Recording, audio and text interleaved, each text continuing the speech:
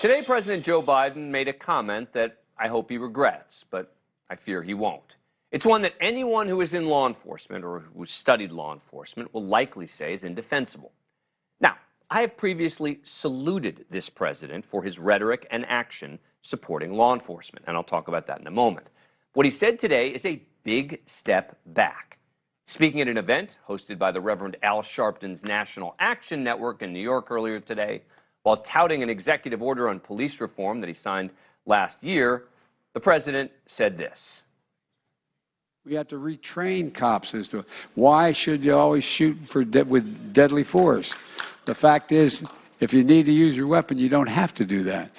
And look, to call a fresh approach to recruit and how we hire, how we train, how we promote, and how we retain law enforcement that come from the neighborhoods that they serve and know the people they're charged to protect. Was that in the pre-planned remarks? I mean, the comment blew my mind.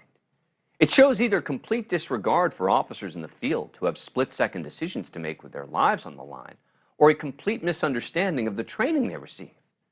First and foremost, most police officers in America have never, ever fired their service weapon in the line of duty. Did you know that? A lot of people don't know that. Ever. But if an officer has made the split-second decision to use that force, it is fanciful to think they can always avoid making it lethal. That could well cost that officer his or her life. This is our officers are under fire across the country, both literally and figuratively. And this is not the first time the president has used this line. While he was campaigning in 2020, he said this. And the idea that instead of standing there and teaching a cop when there's an unarmed person that's coming at him with a knife or something, shooting him in the leg instead of in the heart is a very different thing. The president just shows how little understanding he has of what an officer in the field goes through in a potentially life-threatening situation. Now, unlike in the right-leaning media where they just try to find any excuse to bash Biden, we focus on facts and evaluate situations case by case here. I praised President Biden on this show after he spoke to a group of law enforcement officers, and during that address, I thought he did a great job of putting himself in officers' shoes. We expect them to do everything. We expect them to protect us, to be psychologists, and to be sociologists. I mean, we expect you to do everything. I'm not joking. Everything. You realize more police officers are killed dealing with domestic violence than anything else? You realize that? The point is, we ask so much of you. So much of you. Now, I said he was spot on in showing a level of appreciation, understanding of policing in America. So I'm speaking here not as somebody looking to attack President Biden, but as someone who wants to defend our police, our law enforcement officials. Today, the president perpetuated a false and dangerous notion, period. The 62 officers who were killed in the line of duty last year and all of our men and women in law enforcement deserve better. Joining us now is Bill Cannon. He's a retired NYPD Homicide Sergeant.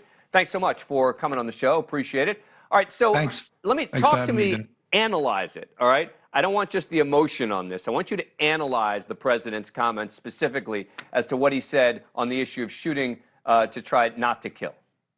Well, Dan, at least on the NYPD, officers are trained to shoot to stop, and they're trained to shoot center mass. So that means, from the neck to the waist. That's where they're taught to aim for, because that's the biggest part of the body. When he talks about shooting someone in the leg that's charging you with a knife, it seems like he's never personally fired a gun before, because anyone that would say that is a real high level of ignorance to think that you could do that when you'd be adrenaline pumped, you're scared, you're afraid to lose your own life, and to think you're going to shoot someone in the leg is just so unrealistic. Thank you for watching. Go to newsnationnow.com to find NewsNation on your cable provider. And don't forget to click the red subscribe button below to get more of NewsNation's fact-driven, unbiased coverage.